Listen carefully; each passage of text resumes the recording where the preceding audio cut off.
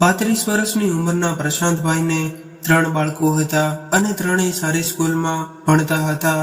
બાળકોના સારા ભવિષ્ય માટે પ્રશાંતભાઈ ખૂબ જ મહેનત કરતા હતા અને તેને કપડાની દુકાન હતી અને મંદીને કારણે હમણાં ધંધો થોડો ડીમ હતો. પ્રશાંતભાઈના લગ્ન એની એક મિત્ર સાથે થયા હતા. એની પત્ની પણ ખૂબ જ સુંદર હતી, પરંતુ થોડો કડક સ્વભાવ હતો. એ એના મનમાં આવે એમ મોઢા પર બોલી દેતી.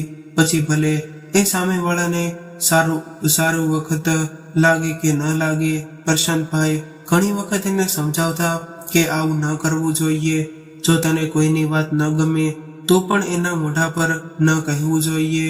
પરંતુ એની પત્ની પ્રશાંતભાઈની કોઈ પણ વાત સાંભળવા માટે તૈયાર ન હતી અને સામે એવું કહી દેતી કે હા, ડરપોક નથી, બહાદુર છું. પરંતુ પ્રશાંતભાઈ એની આવી વાત આદર પસંદ નહોતી. છતાં પણ ઘણી વખત તેઓ એની પત્નીની આવી વાતો નજરઅંદાજ કરતા રહેતા અને એની આવી આદતને કારણે જ પ્રશાંતભાઈ એની પત્નીથી થોડી દૂર રહેવા લાગ્યા હતા. અને દરેક વ્યક્તિએ કંઈ પણ બોલતા પહેલા એ વાતનું ધ્યાન રાખવું જોઈએ કે સામેવાળાને એની વાત ખરાબ લાગી શકે. આજકાલ દુકાનમાં ગ્રાહક ઘણા ઓછા આવતા હોવાથી પ્રશાંતભાઈ માનસિક રીતે પરેશાન રહેવા લાગ્યા હતા. પરંતુ એને ભગવાન ઉપર પૂરો વિશ્વાસ હતો અને એ રોજ દુકાન ખોલીને પહેલા ભગવાનની આરતી કરીને પ્રાર્થના કરતા કે મારો ધંધો ખૂબ જ સારો ચાલે. પરંતુ હવે એને એવું લાગતું હતું કે ભગવાન એનાથી નારાજ થઈ ગયા છે. આવી રીતે ધીરે ધીરે સમય પસાર થવા લાગ્યો અને એક દિવસ પ્રશાંતભાઈ દુકાને બેઠા હતા. બપોરનો સમય હતો, પરંતુ હજુ સુધી એક ગ્રાહક આવ્યો ન હતો. ગરમીના દિવસો હતા અને લાઇટ જતી રહી હોવાથી એની હાલત ખરાબ હતી. ત્યારે જેની નજર સામેવાળી કપડાની દુકાન પર ગઈ, જ્યાં એક પછી એક ગ્રાહકો આવી રહ્યા હતા અને ઘણી બધી ભીડ હતી. હજુ તો એ સામેની દુકાન પર નજર જમાવીને બેઠા હતા. ત્યારે જ અચાનક એક ભિખારણ આવી અને પ્રશાંતભાઈની દુકાન સામે ઊભી રહી અને હાથ લાંબો કરીને માંગવા લાગી. પરંતુ પ્રશાંતભાઈનું ધ્યાન તો સામેની દુકાન તરફ હતું અને મનમાં વિચારી રહ્યા હતા કે આખરે મારી દુકાન પર કોઈ કેમ નથી આવતું. ત્યારે એ ભિખારણે ઊંચા અવાજમાં એવું કહ્યું કે શેઠ, મને થોડા કપડાં આપો. ભિખારણનો આવો અવાજ સાંભળીને તેઓ ચોંકી ગયા અને એને જોવા લાગ્યા. એ ભિખારણ એક યુવાન અને સુંદર સ્ત્રી હતી, પરંતુ એણે ફાટેલી તૂટેલી જૂની સાડી પહેરેલી હતી અને એ ખૂબ જ મેલી થયેલી હતી. ચહેરા પર માટી લાગેલી હતી, છતાં પણ એ ખૂબ જ સુંદર લાગી રહી હતી. પ્રશાંતભાઈ તો એને જોતા જ રહી ગયા અને એના ચહેરા પર એક અલગ નિર્દોષતા હતી. ત્યારે જ એણે ફરીવાર કહ્યું કે શેઠ, મને થોડા કપડાં આપો ને. હું ભિખારણ છું અને મારી સાડી ફાટી ગઈ છે, એટલે તમે એક સાડી આપશો તો મારું કામ થઈ જશે. ભિખારણની આવી વિનંતી સાંભળીને પ્રશાંતભાઈએ કહ્યું કે હું તમને કપડાં તો આપીશ, પરંતુ જે પહેલા તું મને એ જણાવ કે તું કોણ છો. એટલે તેણે એવું કહ્યું કે મારું નામ શાંતા છે અને હું ભીખ માંગીને મારું ગુજરાન ચલાવું છું. જ્યારે પ્રશાંતભાઈએ પૂછ્યું કે તું ક્યાં રહે છે અને ક્યાંથી આવે છે, એટલે ભિખારણ કહેવા લાગી કે અહીંથી થોડે દૂર એક સુમસાન જગ્યા છે, ત્યાં અમે રહીએ છીએ, ત્યાં મારું ઝૂંપડું છે. ભિખારણની આવી વાત સાંભળ્યા બાદ પ્રશાંતભાઈએ એને એક સાડી આપી. એ સાડી હોલસેલમાં 80 રૂપિયામાં આવતી હતી. સાડી જોઈને ભિખારણ ખૂબ જ ખુશ થઈ ગઈ અને એણે તરત જ સાડીનો છેડો પોતાના માથા પર ઓઢી લીધો અને કહેવા લાગી કે શેઠ, હું કેવી લાગુ છું. એટલે પ્રશાંતભાઈ બોલ્યા કે તું તો ખૂબ જ સુંદર લાગી રહી છો. ત્યારબાદ એ ભિખારણ પ્રશાંતભાઈનો આભાર માનીને ત્યાંથી જતી રહી. થોડીવાર બાદ બીજા એક બહેન કપડાં લેવા આવ્યા અને પ્રશાંતભાઈએ એને કપડાં બતાવવા લાગ્યા અને એ બહેન કપડાં ખરીદીને ગયા અને થોડો સમય થયો ત્યાં તો બીજા 2-3 બહેનો આવી ગઈ અને કપડાં જોવા લાગી. અને ત્યારબાદ આ સિલસિલો ચાલવા લાગ્યો. હજુ તો પહેલો ગ્રાહક જતો નહીં, ત્યાં તો બીજો ગ્રાહક આવી જતો. અને આખો દિવસ આવી જ રીતે દુકાનોમાં ગ્રાહક વધવા લાગ્યા અને એક ગ્રાહકો ઓછામાં ઓછા 4-5 જોડી કપડાં ખરીદીને જવા લાગ્યા.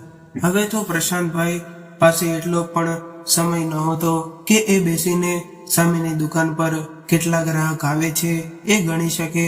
પ્રશાંતભાઈની દુકાનમાં હવે આખો દિવસ ગ્રાહકોની લાઈન લાગવા લાગી અને સાંજ સુધીમાં તો ઘણા બધા કપડાં વેચાઈ ગયા હતા.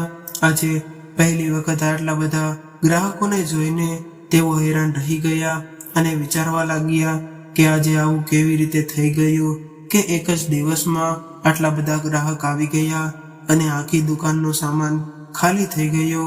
સાંજે પ્રશાંતભાઈએ બધા જ પૈસા ભેગા કર્યા અને એ પૈસાથી બીજા ઘણા બધા કપડાં ખરીદીને પોતાની દુકાનમાં પાછી ભરી દીધી અને બાકી વધેલા રૂપિયા લઈને તેઓ ઘરે આવ્યા અને ઘરે આવીને પોતાની પત્નીને બધી જ વાત જણાવી, જેને લીધે એ પણ ખૂબ જ ખુશ થઈ ગઈ અને ભગવાનનો આભાર માનવા લાગી. બીજા દિવસે નિત્યક્રમ મુજબ પ્રશાંતભાઈ ફરીવાર દુકાને ગયા અને ગ્રાહકની રાહ જોવા લાગ્યા. ત્યાં તો ફરીવાર એ જ ભિખારણ સૌથી પહેલા આવીને ઊભી રહી. એટલે પ્રશાંતભાઈએ એને જોઈને હેરાન રહી ગયા, કેમ કે એણે કાલ વાળી જૂની અને ફાટેલી સાડી પહેરી હતી. પ્રશાંતભાઈએ એને નવી સાડી આપી હતી, છતાં પણ એ જૂની અને ફાટેલી સાડી પહેરીને આવી હતી.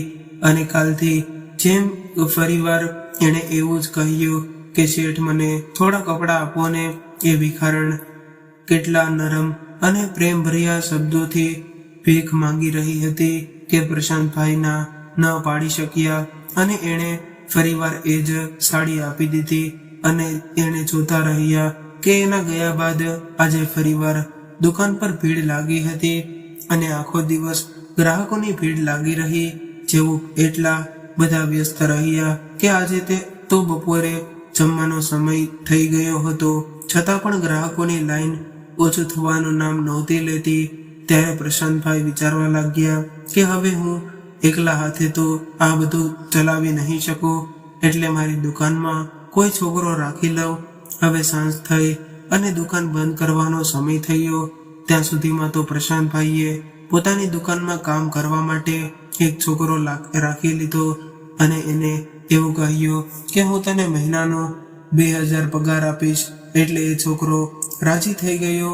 હવે તો પ્રશાંતભાઈની દુકાન દિવસે ને દિવસે પ્રગતિ કરવા લાગી અને પેલી ભિખારણ રોજ આવતી અને પ્રશાંતભાઈ પાસેથી ફ્રીમાં કપડાં લઈ જતી. પરંતુ આજ સુધી એમણે એને ક્યારેય નવા કપડાં નહોતા પહેરેલી નથી જોઈ અને પ્રશાંતભાઈ એને જે કપડાં આપતા એમાંથી એણે એક સાડી પહેરી નહોતી. એ તો હંમેશા જૂની સાડી પહેરીને આવતી હતી. અને એક દિવસ પ્રશાંતભાઈએ એને પૂછ્યું કે હું તને આપું છું, એ કપડાં તું શા માટે નથી પહેરતી? ત્યારે એણે હસીને વાતને ટાળી દીધી અને ફરીથી પ્રશાંતભાઈ પાસેથી નવા કપડામાં લઈને જતી રહી.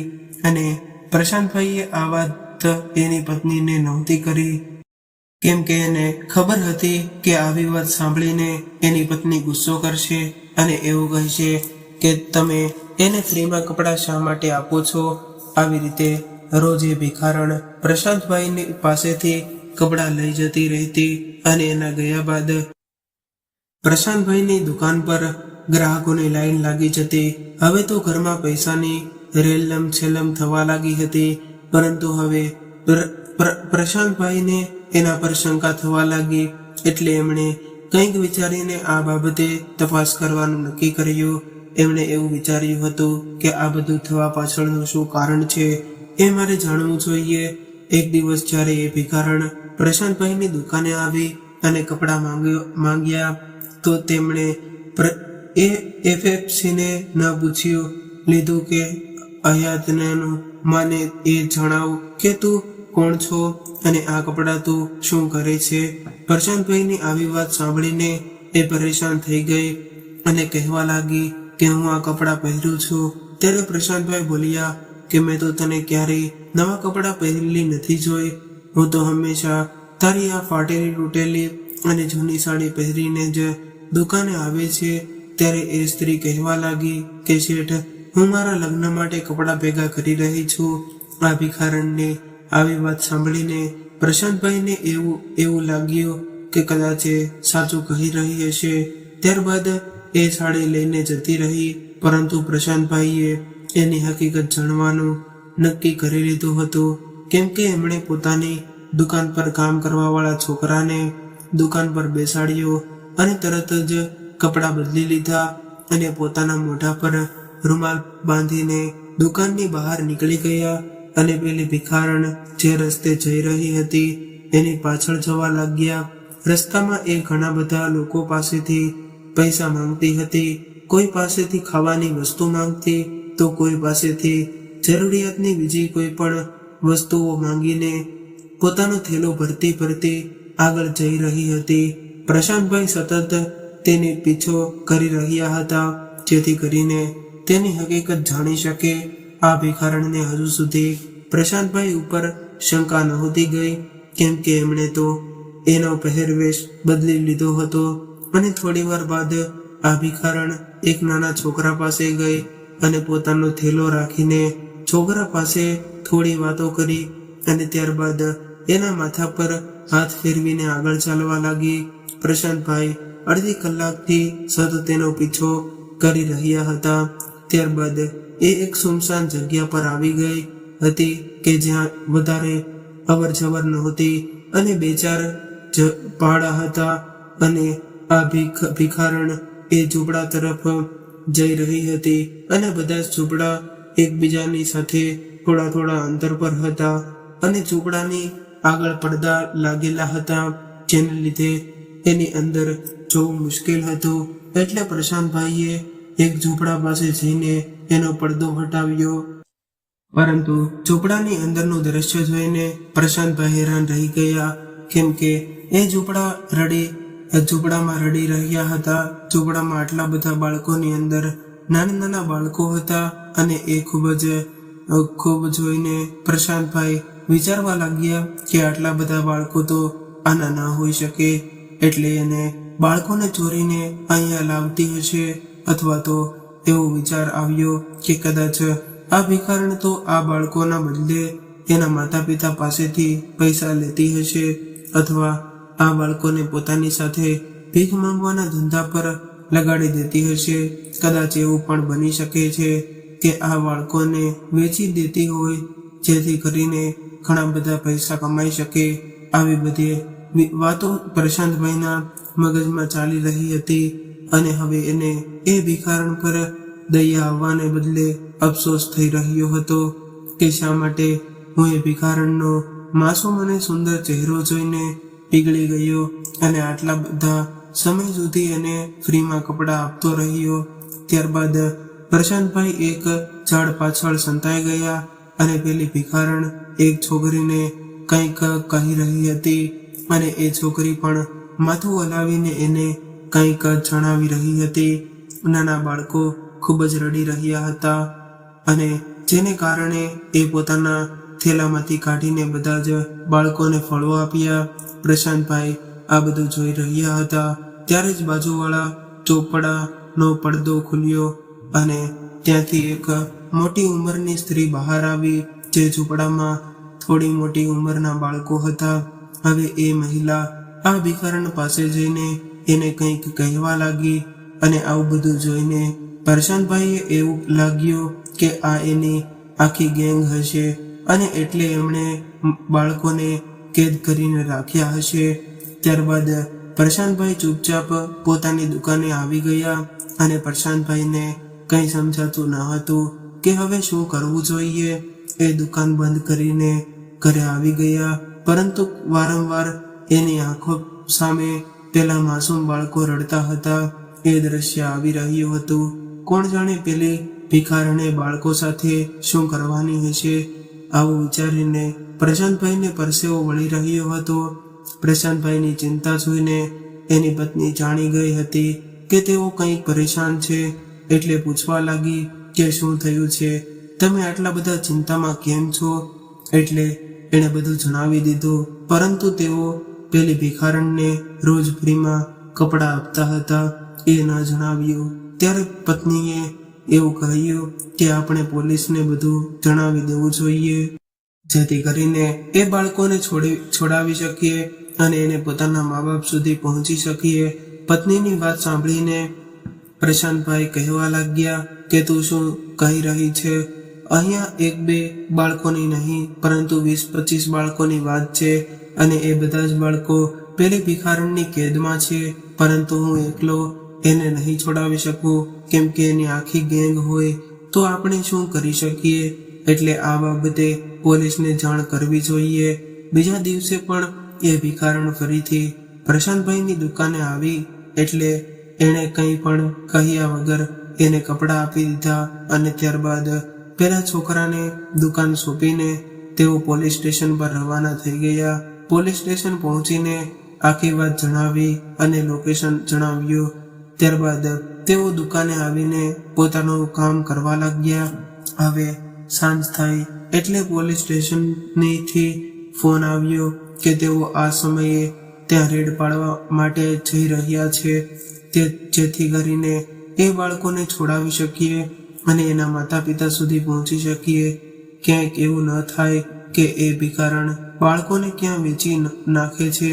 આવું સાંભળીને પ્રશાંતભાઈ તરત જ પોલીસ સ્ટેશને જવા માટે રવાના થઈ ગયા અને ઇન્સ્પેક્ટરને મળીને 15 પોલીસ જવાનોની ટીમ તૈયાર કરી અને ઝૂંપડા તરફ જવા નીકળી ગયા.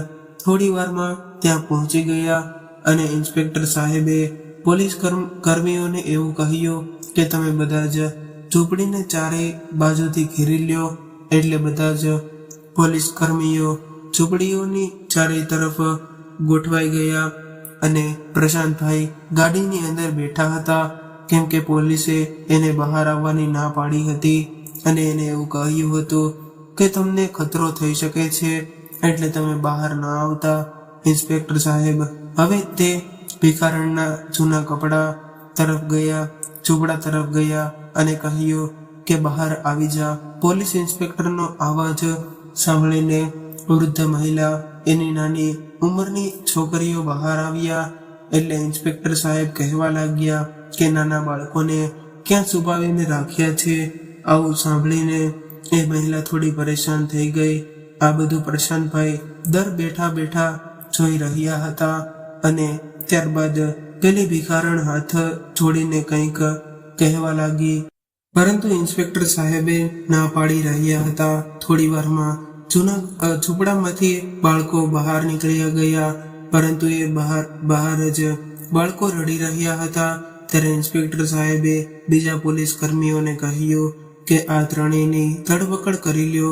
ત્યારે ત્રણેય મહિલાઓ હાથ જોડીને કહી રહી હતી, પરંતુ ઇન્સ્પેક્ટર સાહેબે એને નજરઅંદાજ કરીને હાથ કડી પહેરાવી દીધી અને ત્રણેયને પોલીસની જીપમાં બેસાડી દીધી અને થોડી વાર બાદ ઝૂંપડાની તપાસ કરી, પરંતુ ત્યારથી કંઈ પણ વાંધાજનક વસ્તુ ન મળી અને કોઈ પણ હુમલો પણ ન થયો. કદાચ એમના સાથે ક્યાંય છુપાઈને બેઠા હોઈ શકે છે અથવા તો અહીંયા હાજર ન હોય. બધા જ બાળકો રડી રહ્યા હતા એટલે જલ્દીથી એણે પોલીસ વાનમાં બેસાડી દીધા અને પાછા પોલીસ સ્ટેશન તરફ નીકળી ગયા.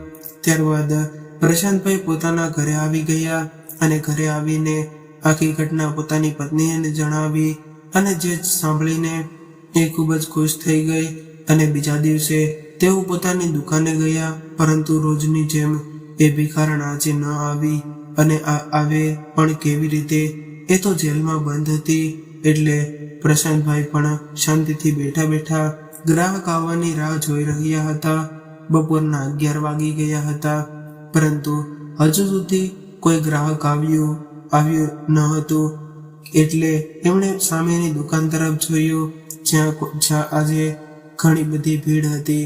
હવે સાંજ પડી ગઈ પણ સાંજ સુધીમાં એક જ ગ્રાહક આવ્યો હતો. એટલે પ્રશાંતભાઈ થોડા ચિંતામાં હતા કેમ કે એક વખત ફરીથી પહેલા જેવી પરિસ્થિતિ થઈ ગઈ હતી. હવે આવી રીતે દિવસો વીતવા લાગ્યા. દુકાનમાં કોઈ ગ્રાહક આવતું ન હતું એટલે દુકાનમાં કામ કરવા વાળો છોકરો પણ ટેન્શનમાં હતો કે જો આવું જ રહેશે તો પછી મારી નોકરી જતી રહેશે. હવે પ્રશાંતભાઈ વિચારમાં પડી ગયા કે પેલી ભિખારણ આવતી હતી એ દિવસે તો મારી દુકાન ઘણી બધી ભીડ રહેતી અને હવે એ નથી આવતી, તો મારું કામ ઠપ થઈ ગયું છે. અને એને તો એવું લાગ્યું જાણે કે પેલી ભિખારણની બદદુઆ લાગી ગઈ છે. હવે પ્રશાંતભાઈ ખૂબ જ ટેન્શનમાં આવવા લાગ્યા, કેમ કે દિવસે ને દિવસે તેઓ કામ ધંધો ઠપ થવા લાગ્યો હતો. આખો દિવસ દુકાનમાં બેઠા બેઠા માખીઓ મારતા રહેતા અને ગ્રાહકોની રાહ જોયા કરતા. જ્યારે એમણે પોતાની પત્નીને જણાવ્યું તો એ પણ ચિંતામાં આવી ગઈ. એ દિવસ પ્રશાંતભાઈ એ પોલીસ સ્ટેશનને ફોન કરીને પેલી ભિખારણ વિશે પૂછ્યું તો એમણે જણાવ્યું કે એ ભિખારણ હજુ સુધી પોતાનું મોઢું ખોલવા માટે તૈયાર નથી. એ એવું કહે છે કે આ બધા જ બાળકો એના પોતાના છે. એની સાથે એની એક બહેન અને વૃદ્ધ માં પણ છે અને એ પણ એવું જ કહી રહ્યા છે કે આ બધા જ બાળકો અમારા છે અને અમે અમારા બાળકોને ક્યારેય પણ ભીખ માંગવા મજબૂર નથી કર્યા અને બાળકોને ક્યાંય વેચ્યા પણ નથી. અને અદાલતમાંથી આ ત્રણેય વિશે પુરાવા ભેગા કરવાનું કહ્યું છે, પરંતુ એના વિરુદ્ધ કોઈ પણ પુરાવા મળ્યા નથી અને એના ઝૂંપડામાં પણ કંઈ પણ એવું મળ્યું નથી કે જેનાથી સાબિત થઈ શકે કે એ લોકો આવું કરી રહ્યા છે. પોલીસ ઇન્સ્પેક્ટરની આવી વાત સાંભળીને પ્રશાંતભાઈ હેરાન થઈ ગયા અને પૂછવા લાગ્યા કે બાળકોનું શું થયું, એના માતા પિતા મળ્યા કે નહીં. ત્યારે સાહેબે કહ્યું કે આ બાળકોમાંથી કોઈના પણ માતા પિતા વિશે કંઈ પણ ખબર નથી પડી. છાપામાં પણ એડ અપાવી હતી, પરંતુ હજુ સુધી એને લેવા માટે કોઈ આવ્યું નથી અને એ બધા જ બાળકો બસ રડતા રહે છે અને એવું કહે છે કે અમને અમારી મા પાસે જવું છે. ત્યારે પ્રશાંતભાઈ બોલ્યા કે એની મા કોણ છે? એટલે ઇન્સ્પેક્ટર સાહેબ કહેવા લાગ્યા કે પેલી ભિખારણને જ તેઓ પોતાની મા કહે છે અને એ ઘરડી સ્ત્રીને નાની ઉંમરની છોકરીને માસી કહે છે. આ બધું સાંભળીને પ્રશાંતભાઈ ખૂબ જ હેરાન થઈ ગયા. એ આખરે આ બધું શું થઈ રહ્યું છે? ત્યારબાદ એમણે ફોન મૂકી દીધો અને વિચારવા લાગ્યા ક્યાંક ને ક્યાંક કંઈક ખોટું કરી નાખ્યું છે. થોડો વિચાર કર્યા બાદ એમણે દુકાનમાં કામ કરવા વાળા છોકરાને કહ્યું કે તું દુકાનનું ધ્યાન રાખજે, હું હમણાં જાઉં છું. ત્યારબાદ એ સીધા જ પોલીસ સ્ટેશને પહોંચી ગયા અને ઇન્સ્પેક્ટર સાહેબને મળ્યા, પરંતુ એ પોતે જ આ બાબતે મૂંઝવણમાં હતા. એટલે પ્રશાંતભાઈને જોઈને કહેવા લાગ્યા કે હવે તો રડી રડીને આ બાળકોની હાલત ખરાબ થઈ ગઈ છે. તેઓ ફક્ત પોતાની મા પાસે જવા માંગે છે. એ માટે કોઈ મોટા છોકરા હતા કે જે પૂછપરછ કરી તો એમણે એવું કહ્યું કે એની મા એ ક્યારેય એના પર હાથ નથી ઉપાડ્યો. તેઓ પોતાની નાની અને માસી સાથે એ રહે છે. અને એટલું જ નહીં, એ બાળકોએ તો એવું કહ્યું કે તેઓ જ્યારથી સમજ્યા શીખ્યા છે ત્યારથી આ ત્રણેય સાથે જ રહે છે. એમણે એ પણ કહ્યું છે કે ક્યારેય માં કોઈ નવા બાળકને લઈ આવે છે અને ત્યારબાદ એ પણ અમારી સાથે રહેવા લાગે છે અને પછી ક્યાંક જતા નથી. અમારી માં ખૂબ જ સારી છે. તમારા માટે આવા ખાવા પીવાની અને કપડાની વ્યવસ્થા એ જ કરે છે અને અમને ખૂબ જ પ્રેમ કરે છે. ક્યારેક કોઈ બહારનો માણસ અમને મળવા નથી આવ્યો. આ બધું સાંભળીને પ્રશાંતભાઈ વધારે મૂંઝવણમાં પડી ગયા. ત્યારે ઇન્સ્પેક્ટર સાહેબ કહેવા લાગ્યા કે તમે જે કંઈ પણ કહ્યું હતું એ ફક્ત તમારી ગેરસમજ હતી, કેમ કે આજ સુધી આ ત્રણેય વિરુદ્ધ અમને કોઈ પણ પુરાવા નથી મળ્યા. ત્યારબાદ પ્રશાંતભાઈ ઇન્સ્પેક્ટર સાથે અંદર ગયા અને બધાની હાલત જોઈને એના પર દયા આવવા લાગી, કેમ કે ઇન્સ્પેક્ટર સાહેબે એની પાસેથી વાત કઢાવવા માટે એને ખૂબ જ માર માર્યો હતો. પરંતુ પ્રશાંતભાઈને જોતા જ એ ભિખારણ જલ્દીથી એની પાસે આવી અને કહેવા લાગી કે શેઠ, સારું થયું તમે આવી ગયા અને મને ખબર હતી કે મારો ભગવાન કોઈને કોઈ રૂપમાં મારી મદદ જરૂર કરશે. ભિખારણની આવી વાત પર પ્રશાંતભાઈએ પ્રત્યે વિશ્વાસની પટ્ટી બંધાયેલી જોઈને પ્રશાંતભાઈને ખૂબ જ શરમ આવી, કેમ કે એ જાણતી ન હતી કે જેને એ પોતાનો મદદગાર સમજી રહી હતી ખરેખર એણે જેલમાં મોકલવા આવ્યો આ વાળો એ જ હતો. ત્યારે પ્રશાંતભાઈ પૂછવા લાગ્યા કે તું આટલા બધા બાળકોને તારી સાથે કેમ રાખે છે? આખરે આ બાળકો કોના છે? ત્યારે એણે એવું કહ્યું કે આ બધા જ બાળકો મારા છે. એટલે પ્રશાંતભાઈ ગુસ્સો કરીને કહેવા લાગ્યા કે મને ખબર છે કે તું કુંવારી છો, તારા લગ્ન નથી થયા, તો પછી આટલા બધા બાળકો તારા ન હોઈ શકે. ત્યારે એણે એવું કહ્યું કે સગા નથી તો શું થયું, પણ મેં એને મોટા કર્યા છે. નાની ઉંમરમાં જ મારા માતા પિતા ગુજરી ગયા હતા અને અમે ભીખ માંગીને અમારું ગુજરાન ચલાવતા હતા. માં બિચારી બીમાર પડી ગઈ એટલે આ ધંધો મેં અપનાવી લીધો. કેમ કે હું ભણેલી ગણેલી નથી એટલે ક્યાંક કોઈ સારી નોકરી મળતી ન હતી. ત્યારબાદ મેં ખુદને એટલી મજબૂર બનાવી લીધી કે કોઈ પણ વ્યક્તિ મારી સામે ખરાબ નજરે જોઈ પણ ન શકે.